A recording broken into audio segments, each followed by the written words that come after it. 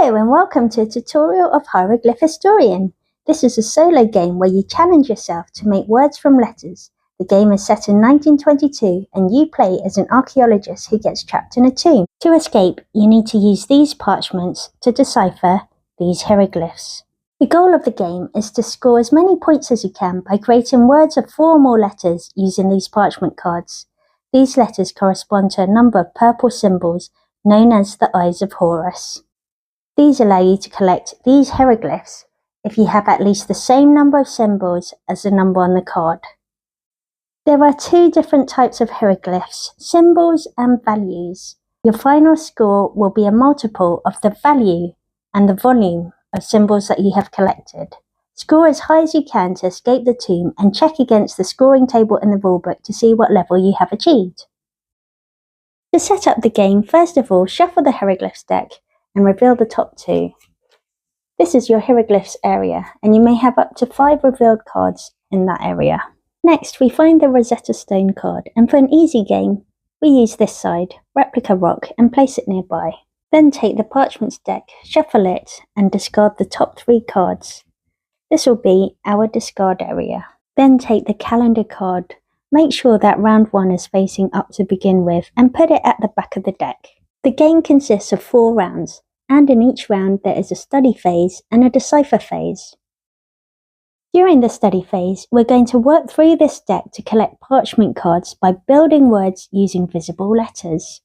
A valid word is at least 4 letters long in any language, and you decide if abbreviations or specific location names are allowed.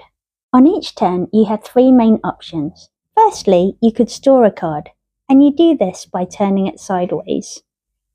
As you can see, these letters are now always visible. You can store up to 3 at a time. Once you've stored a card, immediately move it to the back of the deck. This is an example of how you could hold 3 cards stored sideways, and as you can see, it gives you more options when you're trying to create a word. As you play, when the stored card becomes the front card, it must be discarded. Secondly, you could build words by using the visible letters in your hand, and you need to use at least one of the 2 letters on the front card. For example, here I could build the word true, T-R-U-E. When you build a word, you get to add the front card to your parchments area. Let's put it here. Turn any used stored cards upright. As you're building words, you can use this rock card to give you extra free letters, as shown by these question marks. So this side allows you to have 2 free letters of your choice, and this card is never discarded. But if you use it, bear in mind that at the end of the game, this will score you minus 10 points. Or you could use this side. This will give you 1 free letter. It's never discarded. During setup, you can remove it from play to score 10 extra points. During the study phase, make sure you hold the deck so that only the upright cards or any stored cards are visible. You shouldn't, for example, spread it out like that. Another thing you could do on your turn is discard the front card or any stored cards to reveal the top 2 cards of the hieroglyphs deck. So if we discarded, we'd add it to our discard pile, and then we'd take 2 more cards from the hieroglyphs deck and reveal them. Now, if there were already 5 showing, we'd have to discard one of them first before revealing another 2. If the hieroglyphs deck is empty, shuffle the discard pile to create a new deck. Discarding the front card can be useful because you might think this letter is not very useful for making a word, and also it gives you a chance to reveal more hieroglyphs, which will give you more options in the next phase. Keep playing through the parchments deck until you reach a calendar. When you're ready to start the decipher phase, put the deck aside whilst maintaining the rotation of any stored cards. In the decipher phase, you take all of the parchments that you collected from the study phase, and it's easier to lay them out on the table. You can also use your rock card in this phase for building words. On each of the hieroglyphs card, there is a value showing how many symbols we need to unlock that card. So here, for example, we'll need at least 8. And here we'll need at least 7. On each of the parchment cards, each letter corresponds to a different number of symbols. And you can see for the vowels, they actually give you a different advantage. They have a flip symbol, which means you can flip the card and get a free letter The red colour means that you need to discard it on use.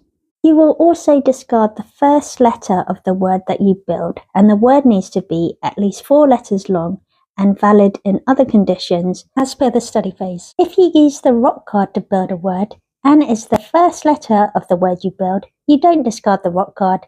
You can instead discard the next parchment. For example, let's say I create the word builds, B-U-I-L-D-S. The rock will give me 1 symbol per letter that I use, and the vowels will contribute 0 symbols. So the number of symbols from that word would be 1, 2, 3, 4, 5. And I could unlock a hieroglyph card that has a value 5 or less. Let's say with that word, I chose to unlock this card. I would set it on one side and keep that for my collected hieroglyphs. I would also need to discard the first letter of the word that I created, in this case, this card.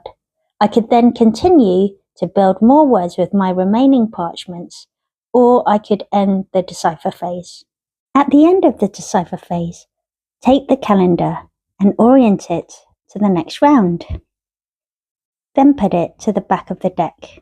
Take your parchment's discard pile. Face them all the same way up. Shuffle them. Take the top 3 cards from the pile and place it at the front of your deck. Now you're ready to start the study phase again. At the end of round 4, you're ready to do your scoring and end the game. Now let's look at a scoring example. So with these cards, the snake has a value of 1, the cat has a value of 1, and we value this card here, which means that we have 3 plus 1, which means that in total for these cards, we have got a score of 4 points. Consult the scoring table to see how you have done. If you have gained enough points, you escape the tomb and win the game. There are also different levels of success, so you can try to beat your own score in future games. The game comes with several bonus cards. Let's have a look at them now. The Sphinx makes the game slightly easier. It gives you 1 free letter and 2 symbols. You discard it whenever you use it to decipher hieroglyph. During setup, you may also remove it to score 5 extra points. With the Cobra and Anti-Venom cards, you take this card and shuffle it into your parchments deck. You take this card, Anti-Venom, and keep it this side up in front of you. As you work through the study phase, when this card is revealed, flip the Anti-Venom to its empty vial side, like this. Or discard any 2 obtained parchments, then move this to the back of the deck. This scores 15 points if it is permanently removed via Anti-Venom. In the decipher phase, whenever you decipher a hieroglyph, you can tuck it under this card, and when you have 3 tucked under, untuck them all and flip this card back to its Anti-Venom side. When you decipher a hieroglyph with 9 or more symbols, you may discard all parchments used in your word. If you do, permanently remove the Cobra from your deck and set it aside. This side will score you 5 extra points, and this side will cost you 10 points. This achievements card gives you several one-off scenarios to complete. Tick them off as you complete them. These give you points that can be used to unlock abilities on the other side of the card. Each achievement is worth 1 of these points. Each unlock costs a different number of points. Apply unlocks during setup. This is a Royal Portraits card. It features the top Kickstarter backers. They have unique abilities described on the card. This is a separate game. It can be played on a single card. Using both sides, you must figure out a path from the start to the end. Visit onecardmaze.com for instructions. I love word games, and this is really a fantastic game to play. I think that's a refreshing and unique take on word games by using letters on cards with an escape room vibe.